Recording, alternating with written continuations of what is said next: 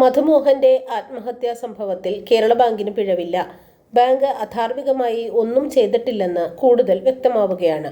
Kerala bank Kurumassery ശാഖയിൽ നിന്നും വായ്പയെടുത്ത Kurumassery Pazhoor PM Madhumohan, ഭാര്യ ശ്യാമ എന്നിവർക്ക് തിരിച്ചടവിന് പലവട്ടം സാവകാശം അനുവദിച്ചിരുന്നതായി കേരള ബാങ്ക് പ്രസിഡന്റ് ഗോപി കോട്ടമുറിക്കലും chief executive officer Jorty M ചാക്കോയും പറഞ്ഞു. മധുമോഹന് വായ്പ തീർക്കാൻ 1 വർഷത്തെ സാവകാശമാണ് ബാങ്ക് നൽകിയത്.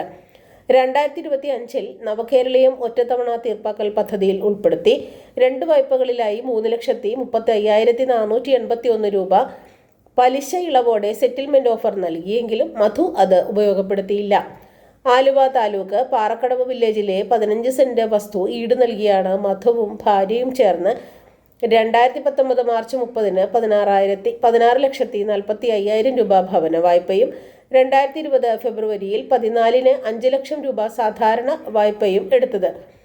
2 വായ്പയും 4 വർഷത്തിലധികമായി നിഷ്ക്രിയ ആസ്തിയിലാണ്. കാര്യമായ തിരിച്ചടവ് ഉണ്ടായില്ല.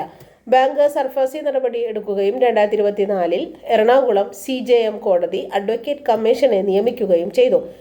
ഇതോടെയാണ് വായ്പയ്ക്ക് ജാമ്യമായി നൽകിയ സ്ഥലം വിറ്റ് വായ്പ തീർക്കാമെന്ന് ബാങ്കിനെ അറിയിച്ചത്.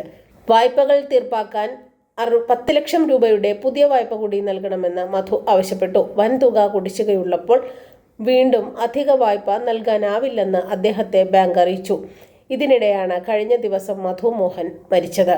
5 ലക്ഷം രൂപ വരെ കുടിശ്ശികയുള്ള നാമമാത്ര വസ്തുവിൽ താമസിക്കുന്ന സാമ്പത്തികമായി ബുദ്ധിമുട്ടുന്ന വായ്പക്കാർക്ക് എതിരെയുള്ള ജപ്തി നടപടി നിർത്തിവെക്കാനാണ് നിർദ്ദേശം നൽകിയിട്ടുള്ളതെന്നും ബാങ്ക് അധികൃതർ വ്യക്തമാക്കി.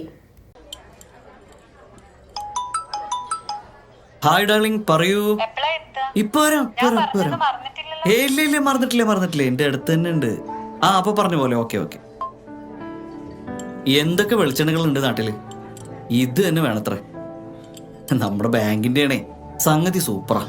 CoPro Coconut Oil, crossing dreams of taste. High-grade coconuts, advanced technology, triple filter process. A product of Venganesheri Service Cooperative Bank.